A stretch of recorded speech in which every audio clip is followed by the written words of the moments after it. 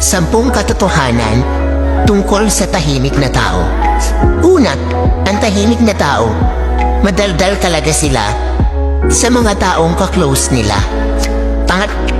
Sila ay may 1 o 2 kaibigan lamang, yung totoong kaibigan.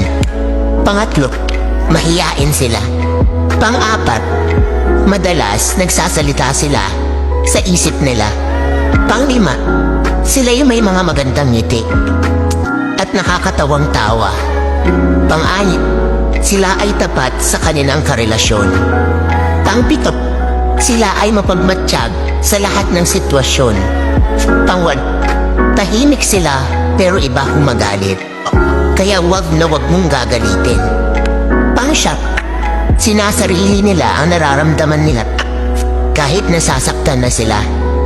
Pang-10, pag sila nakilala mo ng lubusan at maging komportable sila sa'yo, doon nila ipapakita ang totoong sila.